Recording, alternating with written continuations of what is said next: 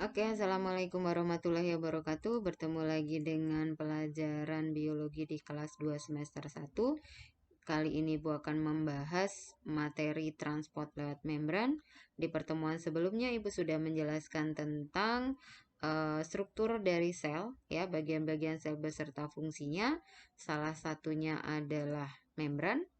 Nah, struktur dari membran, ingat lagi ya, ada fosfolipid bilayer dan protein. Nah, protein itu ada integral dan perifer. Yang berfungsi untuk tempat keluar masuknya zat atau transport lewat membran adalah protein integral, ya. Oke. Kemudian kita ingat kembali sifat dari membran itu adalah semi atau selective permeable, artinya hanya zat-zat tertentu saja yang dapat melewati membran, ya. Nah, zat tertentu itu adalah ion dan mikromolekul. Nah, bagaimana caranya zat itu melewati membran? Caranya adalah dengan transport membran. Nah, kemudian transport membran itu ada dua cara, yaitu transport pasif dan transport aktif. Bedanya kalau transport pasif dan aktif itu adalah dari kebutuhan energinya. Yang pasif itu tidak membutuhkan energi atau perpindahan zat yang tidak membutuhkan energi, sementara yang aktif itu adalah perpindahan zat yang membutuhkan energi. Nah, ini adalah pengertian dari transport pasif, yaitu perpindahan zat dari konsentrasi tinggi ke rendah tanpa membutuhkan energi.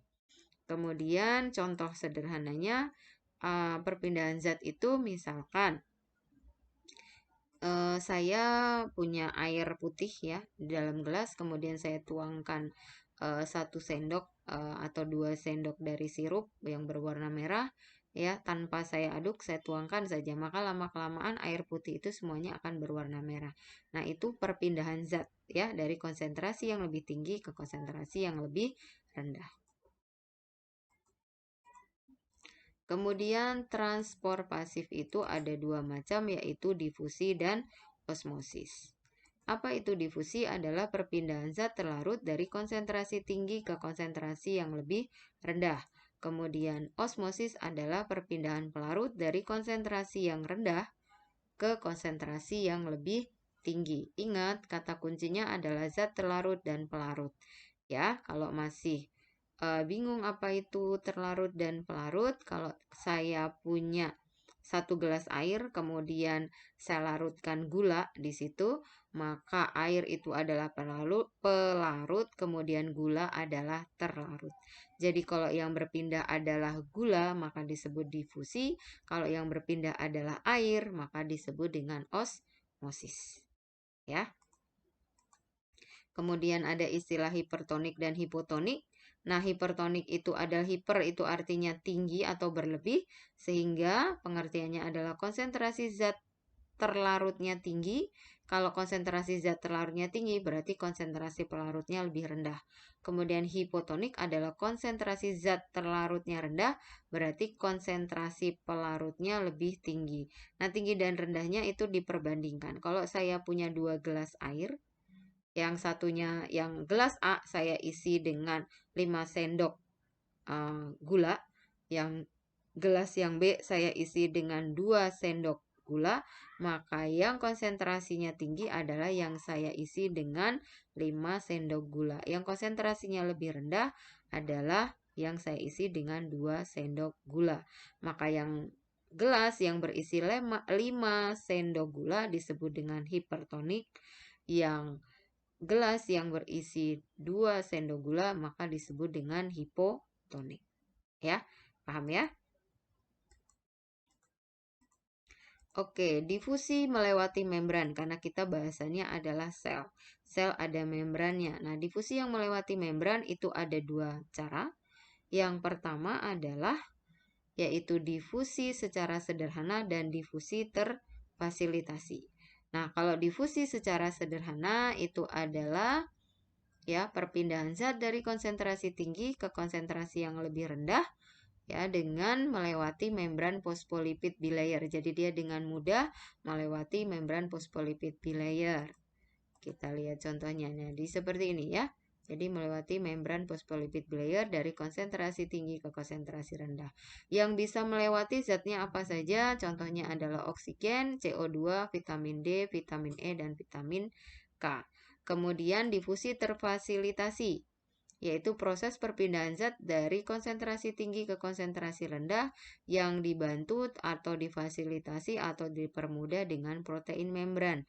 Ada dua protein membran, yaitu protein channel atau saluran dan protein carrier atau pembawa.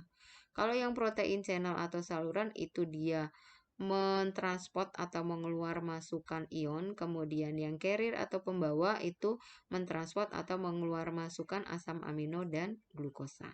Kita lihat gambarnya, kalau yang protein channel ya dia hanya berupa saluran, yang keluar masuk adalah ion. Kemudian kalau yang protein carrier ya dia membawa asam amino atau glukosa, bentuk asam amino dan glukosa itu berbeda, sehingga kalau protein membran yang untuk memasukkan dan mengeluarkan asam amino, dia tidak bisa untuk memasukkan dan mengeluarkan glukosa ya. Jadi khusus ada protein yang lain lagi yang untuk misalkan kalau yang ini untuk glukosa, yang lainnya nanti yang untuk asam amino. Jadi tidak untuk dua-duanya.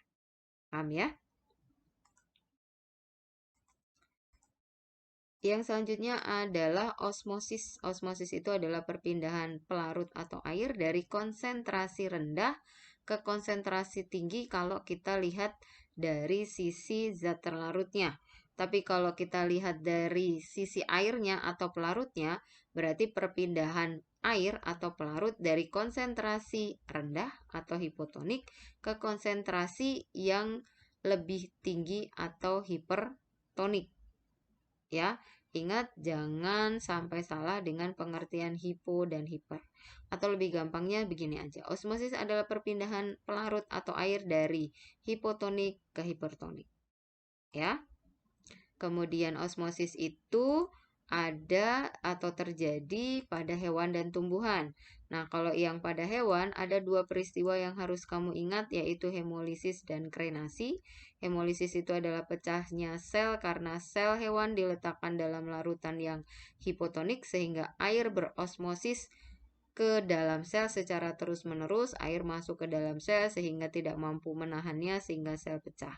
Kemudian krenasi adalah mengkerutnya sel karena sel diletakkan dalam larutan yang hipertonik sehingga air berosmosis keluar terus-menerus sehingga sel kekurangan air dan mengkerut.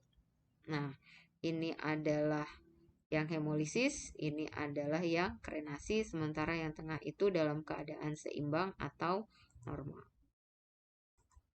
Kemudian osmosis pada tumbuhan. Nah, osmosis pada tumbuhan itu ada dua peristiwa juga, plasmolisis dan turgid. Plasmolisis itu adalah lepasnya membran dari dinding sel karena sel diletakkan dalam larutan yang hipertonik sehingga air berosmosis keluar sel. Ini peristiwanya sama dengan krenasi. Kemudian turgid itu adalah membengkaknya sel karena sel tumbuhan diletakkan dalam larutan yang hipotonik sehingga air berosmosis masuk ke dalam sel. Ini peristiwanya sama dengan hemolisis tapi nggak sampai pecah karena sel tumbuhan itu dibatasi oleh dinding sel. Jadi masih ada penahannya. Nah, ini plasmolisis, selnya mengkerut lepas dari dinding sel. Kemudian ini turgid, selnya membengkak ya sehingga dia menekan dari dinding sel. Kemudian yang tengah ini adalah gambar yang sel normal atau isotonik. Oke, semoga kalian paham sampai materinya di sini.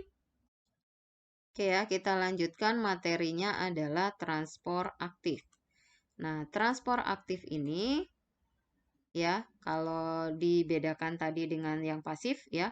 Kalau yang pasif tidak membutuhkan energi, sementara yang aktif itu adalah perpindahan zat ya yang membutuhkan energi. Nah, membutuhkan energinya itu kenapa? Karena yang pertama alasannya dia melawan gradien konsentrasi. Ya, kalau biasanya dia mengalir dari tinggi ke rendah, ini mengalirnya dari rendah ke tinggi. Jadi dia melawan gradien konsentrasi karena itu membutuhkan energi. Atau yang melewati itu adalah zat atau molekul yang besar atau makromolekul sehingga dia membutuhkan energi. Nah, ada 3 macam yang akan kita bahas pada bab ini, yaitu pompa NaK, Kemudian yang kedua adalah endositosis, yang ketiga adalah eksositosis. Oke, kita bahas yang pertama dulu, yaitu yang pompa NaK. Nah, pompa NaK ini adalah proses pengeluaran Na dari dalam sel yang diimbangi dengan masuknya K ke dalam sel dengan bantuan ATP dan juga protein membran, ya, protein integral. Kemudian alasannya kenapa harus pakai ATP karena Na konsentrasinya itu rendah di dalam sel sementara dia tinggi di luar sel. Nah, dia akan bergerak itu keluar sel ke tempat yang tinggi.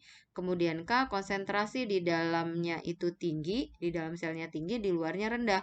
Dia akan bergerak ke dalam sel yang konsentrasinya lebih tinggi sehingga dia melawan gradien konsentrasi. Nah, di sini penjelasannya ya. Bagaimana tahapannya si Na itu keluar dan si K itu masuk. Nah, Na itu akan bergerak keluar sementara di luar itu kan Na-nya tinggi. Ya, sehingga dia memerlukan energi. Nah, energinya ini ditempelkan ini di protein membran sehingga untuk membuka salurannya. Nah, kalau salurannya sudah terbuka, maka Na, 3Na itu akan keluar. Ya, kemudian K-nya masuk. Kalau K-nya sudah sampai di dalam sel, maka ATP-nya itu akan dilepas sehingga protein membran ini akan tertutup kembali. Kalau mau mengeluarkan Na, ya kembali lagi harus mengikat ATP. Begitu berulang kali. Kemudian endositosis, endo itu artinya masuk, artinya proses memasukkan makromolekul ke dalam sel sehingga memerlukan energi. Contohnya adalah sel darah putih memfagosit atau memasukkan sel bakteri untuk dihancurkan. Ya, endositosis ini ada dua macam. Dua macamnya itu adalah fagositosis dan pinositosis. Fagositosis itu adalah sel memasukkan atau memakan berupa zat padat. Pinositosis itu sel memasukkan atau memakan zat cair. Nah, ini adalah cara fagositosis dan pinositosis. Ini adalah zat padat yang dimasukkan ke dalam sel, jadi dilingkupi membran sampai ujungnya ini nanti bertemu, kemudian dia akan putus dimasukkan dalam sel. Kemudian pinositosis ada cairan juga sama, jadi akan menekan membran, ujungnya ini nanti akan bertemu, kemudian putus dimasukkan ke dalam sel. Kemudian eksositosis, ekso itu artinya keluar, jadi proses mengeluarkan makromolekul dari dalam sel sehingga memerlukan energi. Contohnya adalah mengeluarkan enzim dan hormon dari sel kelenjar. Nah, ini contohnya. Misalkan kita punya enzim tertentu, ya, ditempelkan ke membran, nanti membran akan menekan. Nah, kemudian di sini akan terbuka, kemudian zatnya keluar. Ya. Nah, ini adalah materi kita pada hari ini. Kalau kurang jelas silahkan ditanyakan. Ibu selalu mengingatkan taati protokol kesehatan supaya kita tetap sehat, supaya kita tetap bisa fokus belajar, ya, dengan memakai masker, menjaga jarak, kemudian mencuci tangan dan meminimalisasi mobilitas atau pergerakan. Kalau nggak perlu-perlu amat ya nggak usah keluar dari rumah. Oke, tetap sehat. Wassalamualaikum warahmatullahi wabarakatuh.